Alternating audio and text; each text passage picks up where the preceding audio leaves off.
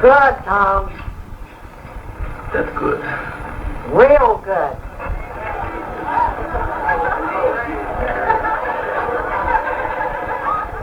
And next Wednesday night, the Way Out West beliefs of Middle America and Mrs. Klug, who speaks for God.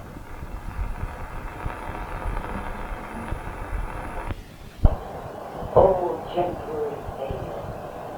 You're looking tired tonight, sister. Who's that? Kenneth Ormsman, sister, in the radio tower. Oh, good evening, Mr. Ormston. A fine service tonight, sister. Why, thank you, Mr. Ormston. Now, you must take care not to overtax yourself, sister.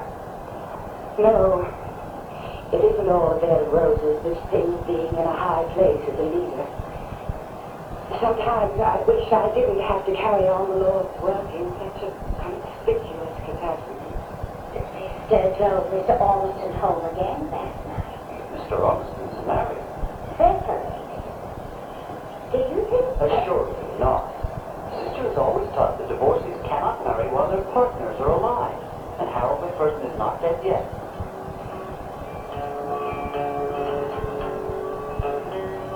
Year was 1926, when Amy pulled her biggest trick. God's message came in loud and clear. It's time for her to disappear. Walking on water.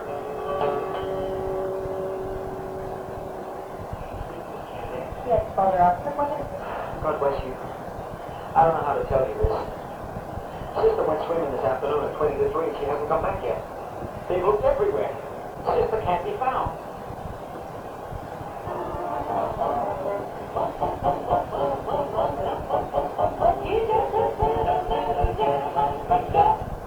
We are interrupting this broadcast for a news flash.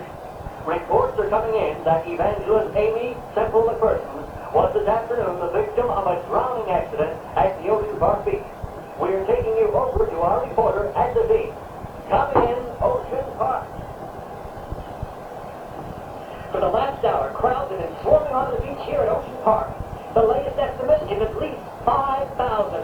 The word has spread like wildfire following the disappearance this afternoon, within sight and sound of a score of swimmers of Mrs. McPherson, the world's most pulchritudinous creature.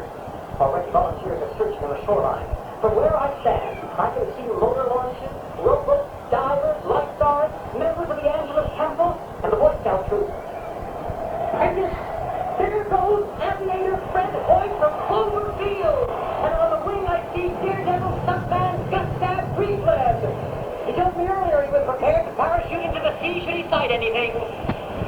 It seems that Mrs. McPherson, wearing a green swimsuit and brown bathing cap and an excellent swimmer, vanished while her secretary sat on the shore here working at some sermon notes. The sea was very calm at the time, and the temperature is 68 degrees.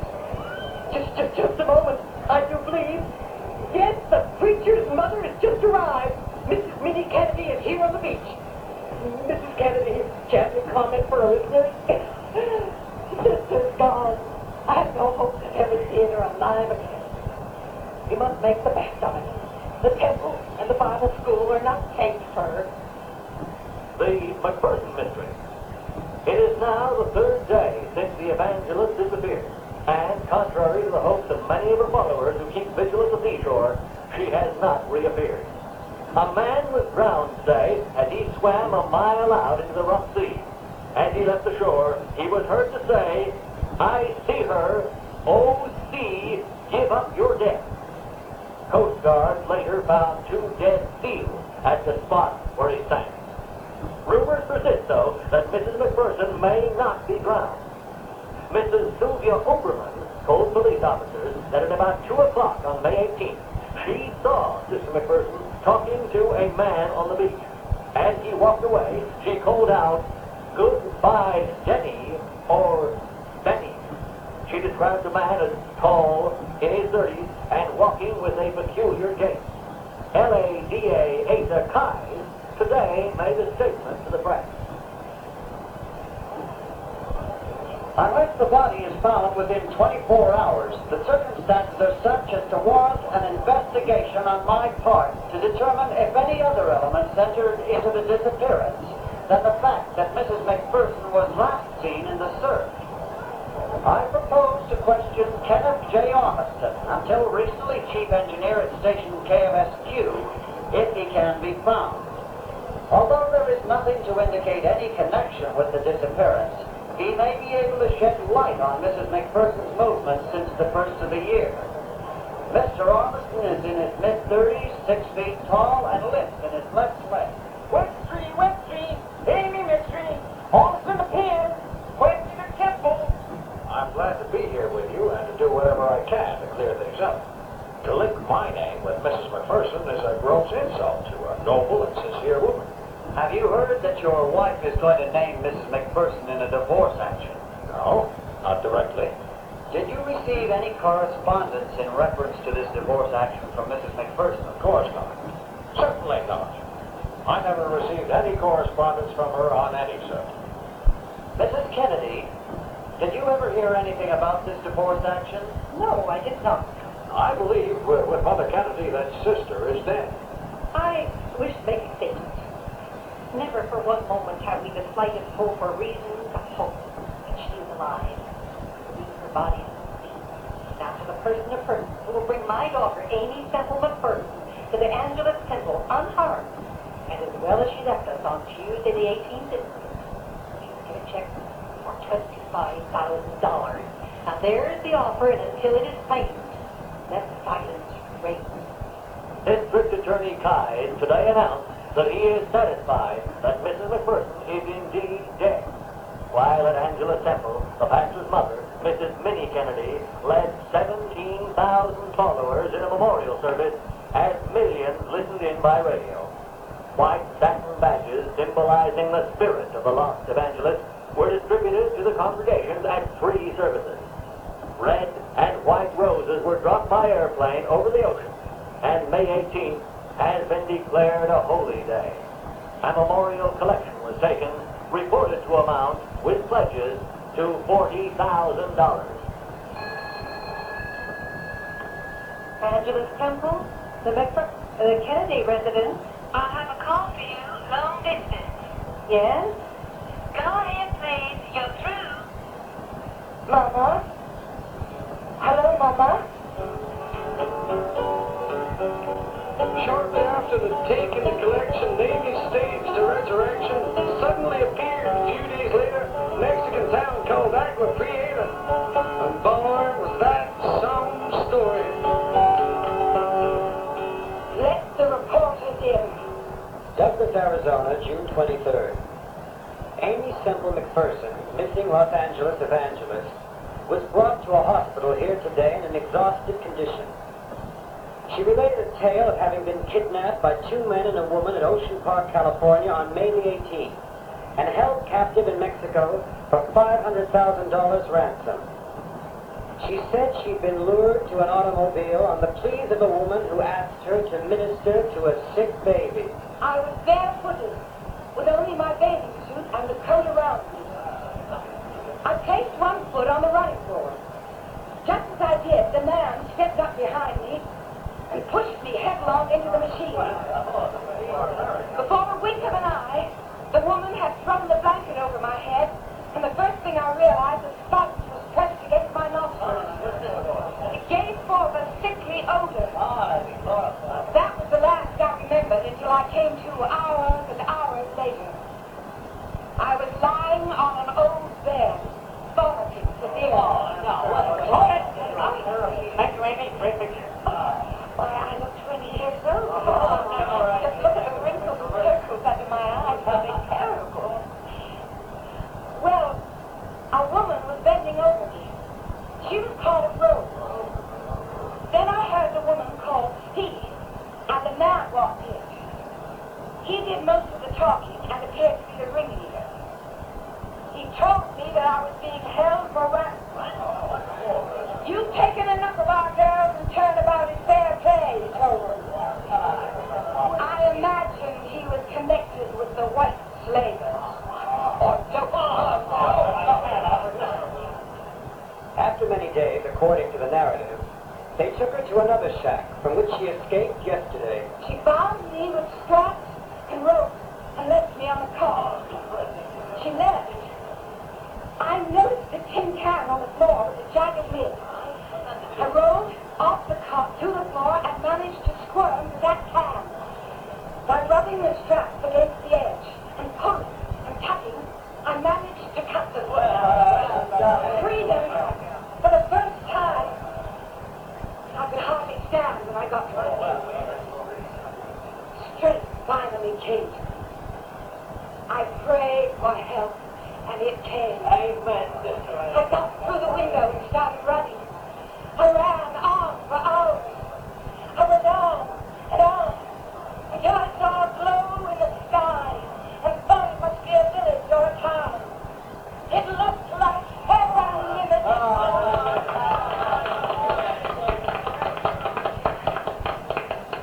That's all there is to it. You were one of the first to see Mrs. McPherson, weren't you? How'd you see her? Well, the lady walks for 20 miles in the desert in the sun and only takes cool glasses of water. That's very clever. What would you say if I told you that her dress and corset show no signs of perspiration? Well, that is very clever too, sir. What'd you think of her story? I do not wish to say anything against the lady, but I think the lady is lying. And Sister rode into the city upon a Pullman, upon the platform at the rear of the Pullman, and the people cried, Hosanna!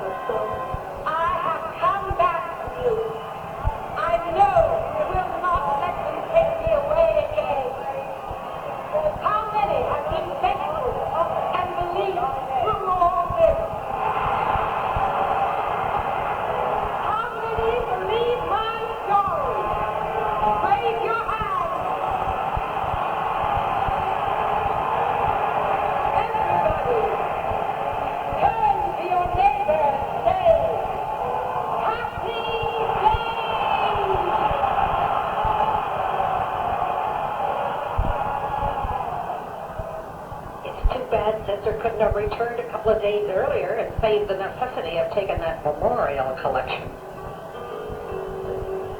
Amy could have gotten away with it, but she just couldn't keep her big mouth shut. They that live by the press shall perish by the press. This is station KFSQ. Brothers and sisters, the voice of Amy Semple McPherson. Yesterday, I appeared before the county grand jury. I raised my right hand before the God I love and revere and swore to tell the truth. Religious persecution is no new thing in history. Not because she led the French armies, but because she flouted bishops, was Joan of Arc burned at the stake. The same spirit of intolerance is rife today. The plot was devilish in its cleverness. It was carried out in such a way that when I told the naked truth, the truth sounded absurd. If those people are listening in, I want to say to them, I freely forgive you. As far as the grand jury is concerned, the case is ended. But if Mrs. McPherson cares to continue her efforts to substantiate her story, this body will be open at all times to receive such evidence as she may submit. September 8, 1926, Los Angeles Examiner says, let's forget it. At the worst, she is accused by rumor of a moral lapse and of lying about it afterwards like a gentleman. I hope they are satisfied now. They have crucified and reviled me. I have been hounded like a wild animal when the hounds with their dripping jaws closing in. No woman in the streets has ever given less consideration than that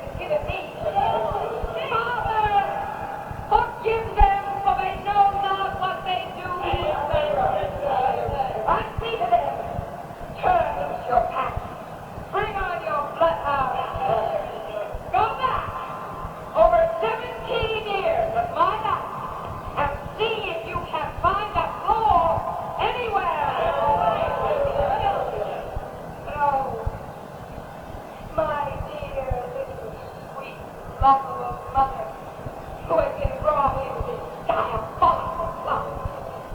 Even the nails in the cross couldn't have words. We'll start a fight the devil once for sister. Who will give $1,000? $500 then. $100. Never mind. The harmless gift was you. Troubles may come and troubles may go, but we'll believe in sister come we'll all go. We're not city folk. We're country folk. I hardly know what it's all about. Okay, we got it. Ormston rented a cottage in Carmel, moved in on May 18th with a woman. 4 witnesses identified her as Amy. Story starts. Amy's love nest has been found. Amy and Ormiston booked into the Alexandria Hotel on May 9th and 10th. Chambermaid says she saw her go to his room. New York here. We found a truck belonging to Ormston. Full of clothes, size 38, all brought from L.A., all dressed in perfume. Apart from 1 silk evangelist robe. Inventory reads, 1 blue evening gown, 1 gold evening gown, 1 purple Chinese or Japanese kimono, 1 pink nightgown, 1 peach morning gown, 1 sweat silk brassiere, 1 pair of pink silk bloomers, 1 lace hairband with pink ostrich feathers, 1 peach nightgown. The DA's office has recently acquired a letter posted in Los Angeles on September 27th, addressed to New York to Ralph Stringer, a known alias of Kenneth Ormiston. This letter absolutely clinches it. The identity of the writer is so plain, an expert's opinion is hardly necessary. It reads, D-D-N. which we take to mean, Dear Darling Man. T-I-S-A-G-W-L-Y-W-A-H-Y.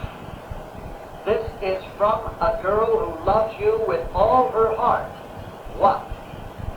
Putting up a noble fight here. Now for my sake, keep cool.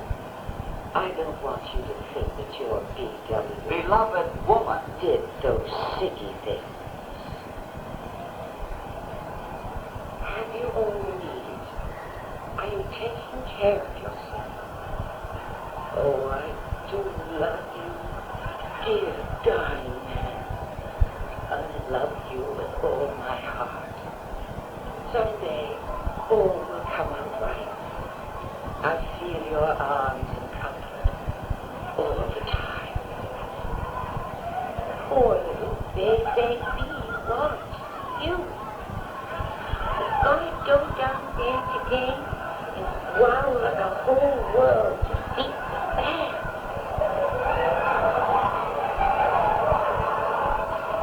Shame on you. Mrs. McPherson is a human being, isn't she? Perhaps she's repented of any little thing she may have done wrong. Mrs. McPherson has healed me of 17 diseases already, and I am going back to the temple to be healed again. Bandwagon to Glory was written by Keith Darby, with Margaret Robertson as Amy Semple McPherson and Helena Stevens as Ma Kennedy. The voices of Paul Maxwell, Stephen Ray, Glenn Beck, Bonnie Herron, Louis Nagin, Hilda Schroeder, and Blaine Feather. The vocals were sung by Billy Connolly and other musical accompaniment by Nick Maloney. The program was produced by Maurice Leach. Next week's spellbinder in this series is Lloyd George.